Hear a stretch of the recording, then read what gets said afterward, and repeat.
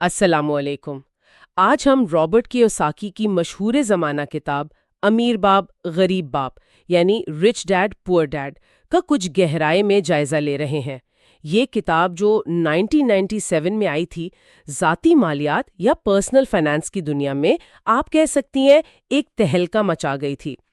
اس کا جو مرکزی خیال ہے نا، وہ مصنف کے دو آپ کہہ لیں بالکل مختلف مالیاتی فلسفے رکھنے والے باپوں کے ارد گرد گھومتا ہے۔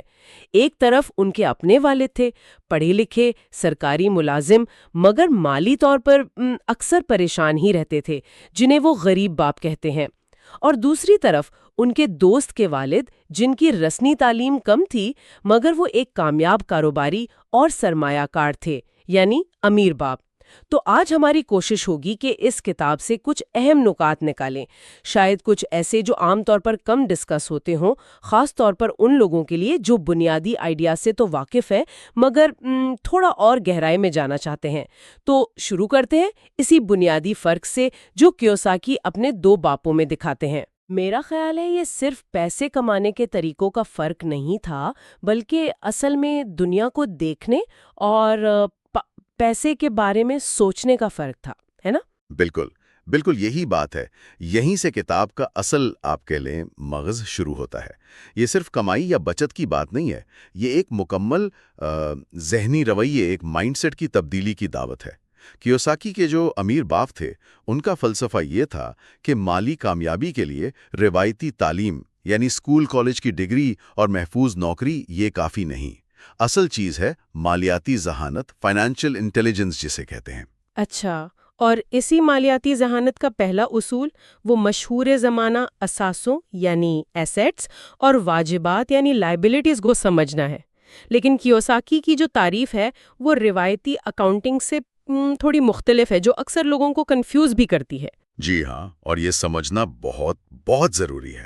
دیکھیں، کیوساکی کے نزدیک سادہ لفظوں میں اثاثہ وہ چیز ہے جو آپ کی جیب میں پیسہ ڈالے، ٹھیک ہے، اور واجبات وہ ہیں جو آپ کی جیب سے پیسہ نکالیں۔ اب یہ سننے میں تو بہت بنیادی لگتا ہے، لیکن جب آپ اسے اپلائی کرتے ہیں نا، تو اس کے نتائج کافی چونکا دینے والے ہو سکتے ہیں۔ مثال کے طور پر وہ کہتے ہیں کہ زیادہ تر لوگوں کے لیے ان کا اپنا گھر، جسے وہ اپنا سب سے بڑا اثاثہ سمجھتے ہیں، اصل میں ایک واجبات ہے، کیونکہ اس پر مارگیج کی قسطیں جاتی ہیں، ٹیکس جاتا ہے، مرمت کا خرچہ ہوتا ہے، تو یہ مسلسل پیسہ نکال رہا ہے، آمدنی پیدا نہیں کر رہا۔ اب یہ نقطہ بہت سے لوگوں کے لیے ظاہر ہے ہضم کرنا مشکل ہوتا ہے۔ واقعی یہ تو بالکل روایتی سوچ کے الٹ ہے۔ اچھا، تو اگر مقصد ایسے اثاثے جمع کرنا ہے جو آمدنی دیں، تو اس کے لیے جو ضروری قابلیت ہے وہ کیسے حاصل کی جائے؟ یہاں وہ کیوساکی کا نوکری کے بارے میں نظریہ بھی میرا خیال ہے اہم ہو جاتا ہے۔ کمانے کے لیے نہیں، سیکھنے کے لیے کام کرو۔ اس کا کیا مطلب ہے ذرا؟ ہاں، اس کا مطلب یہ ہے کہ اپنے کریئر کے شروع میں یا بلکہ کسی بھی سٹیج پر صرف تنخواہ کے پیچھے نہ بھاگیں، بلکہ ایسی نوکریاں یا ایسے مواقع تلاش کریں جو آپ کو قیمتی مہارتیں سکھائیں، خاص طور پر وہ مہارتیں جو آپ کو مستقبل میں اثاثے بنانے میں مدد دیں گی، جیسے سیلز ہے، مارکیٹنگ ہے، گفت و شنید یعنی نیگوشیشن، لوگوں کو مینج کرنا، اور ظاہر ہے فائنانس اور سرمایہ کاری کی سمجھ بوجھ۔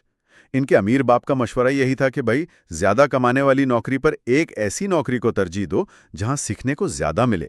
یہ ایک طرح سے طویل مدتی سوچ ہے، یعنی لانگ ٹرم تھنکنگ، کہ آج شاید تھوڑا کم کما لو مگر ایسی صلاحیت حاصل کر لو جو کل کو زیادہ بڑا مالی فائدہ دے سکے۔ بالکل بالکل، اور یہی مہارتیں پھر آپ کو اس نام نہاد چوہا دوڑ یعنی ریٹ ریس سے نکلنے میں مدد دیتی ہیں۔ یہ جو تنخواہ سے تنخواہ تک زندگی گزارنے کا چکر ہے نا، اس سے نکلنا ہے۔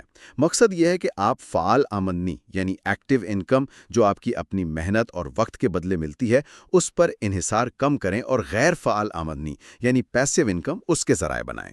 اور غیر فعال آمدنی کے ذرائع وہی اثاثے ہوئے جن کا ہم نے پہلے ذکر کیا، جیسے کرائے پر دی ہوئی جائیداد یا اسٹاک سے ملنے والا منافع، یا کوئی ایسا بزنس جو آپ کے ہر وقت وہاں موجود ہوئے بغیر چلتا رہے۔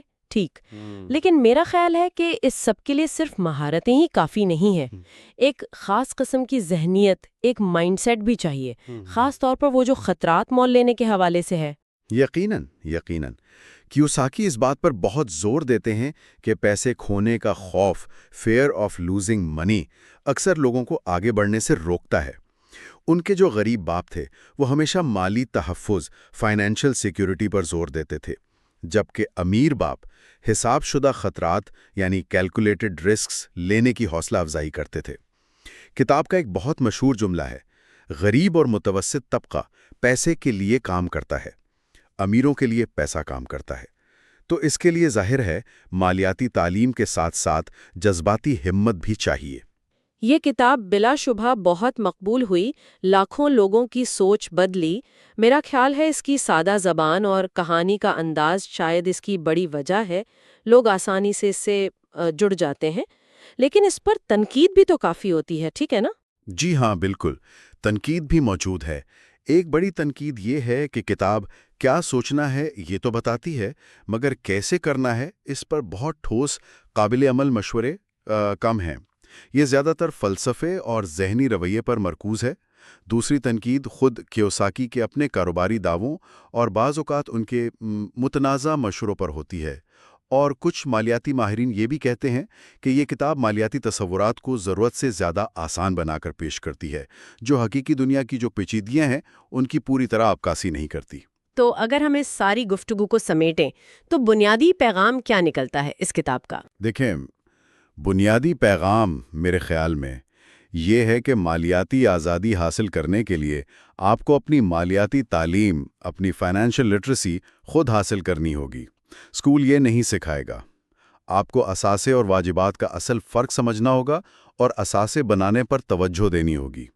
آپ کو پیسے اور نوکری کے بارے میں اپنا جو روایتی نظریہ ہے اسے بدلنا ہوگا اور ایک ملازم کے بجائے ایک سرمایہ کار کی طرح سوچنا شروع کرنا ہوگا۔ تو یہ کتاب کوئی ٹیکنیکل ہدایت نامہ نہیں ہے، بلکہ یہ ایک نقطۂ آغاز ہے، ایک آپ